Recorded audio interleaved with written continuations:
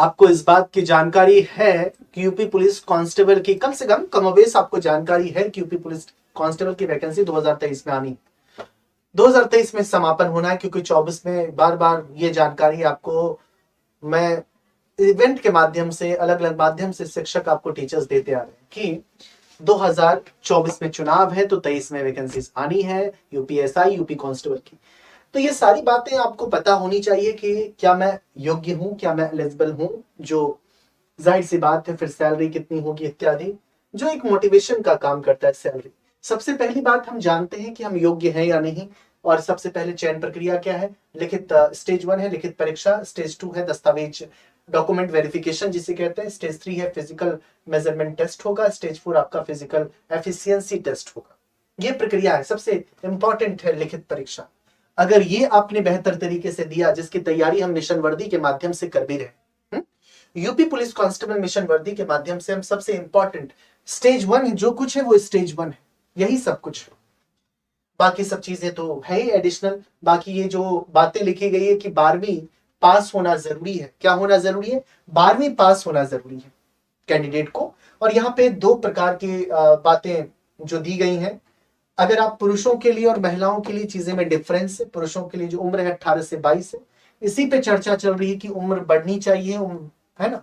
हालांकि OBC SC ST उनमें इजाफा है, उम्र का इजाफा मिलेगा आपको। अगर आप एससी एसटी ओबीसी से हैं तो 5 वर्ष की छूट आपको मिलेंगी, और साथ ही साथ एससी एसटी ओबीसी महिलाएं हैं तो आपको इसमें भी 5 वर्ष की छूट मिलेगी। ठीक है, पुरुष और महिलाओं में छूट में तो ठीक है, पुरुष और महिलाओं की छूट में कोई दिक्कत नहीं। महिलाएं की जो उम्र सीमा है 18 से 25 तक रखी गई है, और ये कहा जा रहा है कि उम्र सीमा पुरुषों की भी बढ़ा दी जानी चाहिए। ठीक है, नमस्ते। जिसपे आप विद्यार्थियों का रहता है ये कंसर्न कि सर उम्र सीमा पे ट्विटर कैंपेन करिए इत्यादि, जिसपे पहले भी कैंपेन की जा चुकी है और अलग अलग माध्यमों से बातचीत की जा रही है।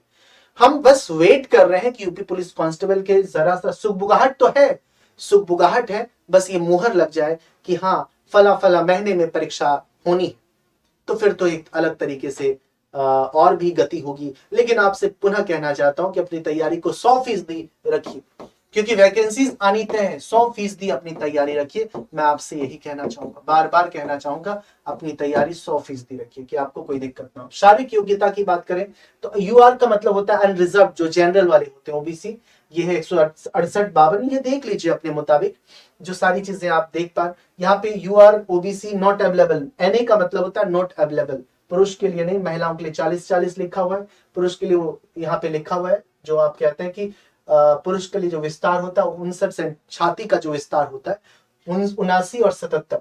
एससी एसटी के लिए स्पेशल प्रोविजन है 77 का, और अनरिजर्व्ड और ओबीसी एक बराबर रखा गया शारीरिक योग्यता में।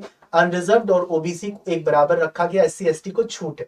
अगर इसकी हाइट 168 है पुरुषों की तो इसमें एससी एसटी को 160 है। महिलाओं में अगर हम बात करें, महिलाओं में जहां तक बात करें तो नॉट अवेलेबल दिया गया है, एनए का मतलब होता है। लेकिन महिलाओं की हाइट की जानकारी दी गई है 152 और 47 बाकी, और वेट की जानकारी, परंतु छाती की जानकारी नहीं दी गई है। नॉट अवेलेबल वाले, एनए का मतलब होता है नॉट अवेलेबल, सीधी बात है, या नॉट अप्लीकेबल, दो बातें हो सकती है।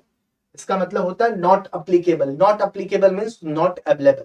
ठीक है, not applicable means not available. ठीक है, आगे चलते यूपी पुलिस कांस्टेबल का जो स्ट्रक्चर, ये जो जिसके बारे में चर्चा हम लोग करना चाह रहे हैं, यहाँ पे मैं आपसे बार बार कहना चाहता हूं कि जैसे आप मतलब यूपी पुलिस कांस्टेबल की क्लास चल रही है यूट्यूब के माध्यम से, और मिशन वर्दी एप्लीकेशन के माध्यम से भी चल रही है।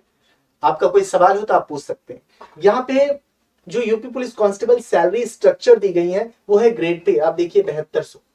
उसके बाद 7th सीपीसी के अनुसार इनिशियल बेसिक पे कितना है 21,700, और ग्रॉस मंथली सैलरी होगी 30,000 से लेकर 40,000।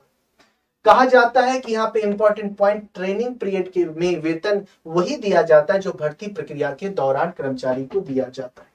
ये सबसे अच्छी बात है कि ट्रेनिंग पीरियड में आपको सैलरी मिलनी शुरू हो जाती है, और वही सैलरी मिल जाती है जो भर्ती प्रक्रिया के दौरान कर्मचारी को दिया जाता है। यहां पे है कि मिलने वाले अन्य फायदे क्या है।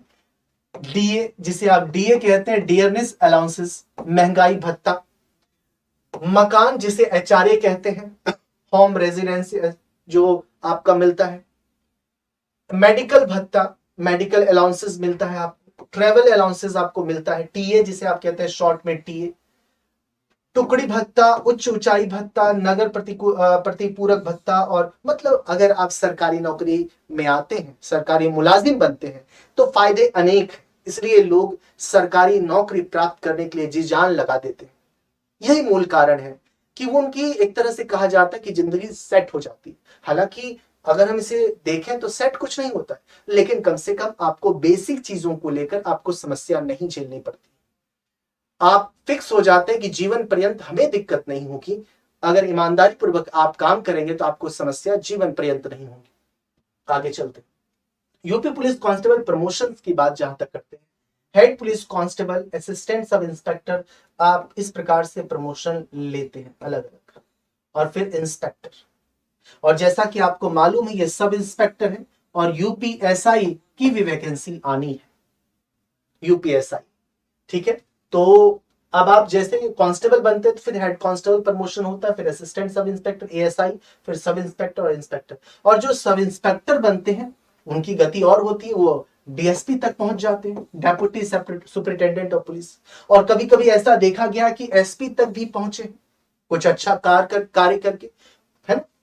तो जाहिर सी बात है ये प्रमोशन, बाकी और भी प्रमोशन होते हैं।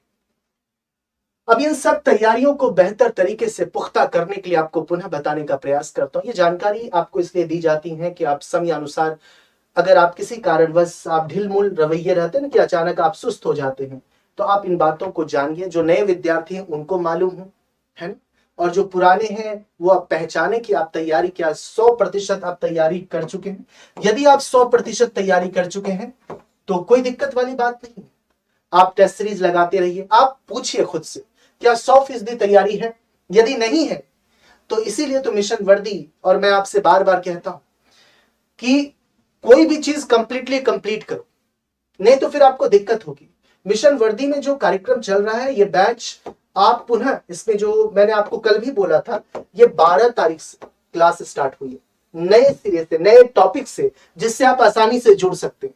नहीं तो आमतौर पे विद्यार्थी को बीच में आता है, अगर कोई विद्यार्थी मिशन वर्दी बैच, तो आप जानते हैं कि 1 नवंबर से शुरू हुआ है, लेकिन कोई भी विद्यार्थी अगर बीच में आता है तो उसको परेशानी होती है। इसलिए क्लास जो प्रॉपर तरीके से स्टार्ट हुई है, जैसे मैंने नया चैप्टर स्टार्ट किया कल, आज 13 दिसंबर है, तो कल मैंने पासा शुरू किया डाइस।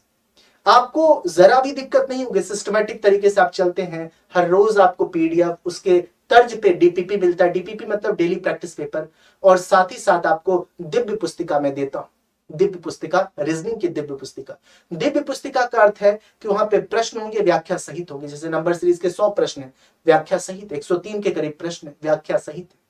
कि आपको टीचर्स की मदद नहीं, क्योंकि व्याख्या उसमें वर्णित है। आपको टीचर्स जो, जैसे मैं पढ़ाता हूं तो थ्योरी इत्यादि सब बता दूंगा, उसके तर्ज पे डीपीपी दूंगा, फिर दिव्य पुस्तिका। दिव्य पुस्तिका में कोई समस्या होती है तो डाउट वाले सेक्शन में आप डाउट पूछिए। मिशन वर्दी में स्पेशल रखा गया डाउट वाला सेक्शन, जिसमें आपका डाउट क्लियर हो जाता है 48 आवर्स के अंदर, 48 घंटे के अंदर।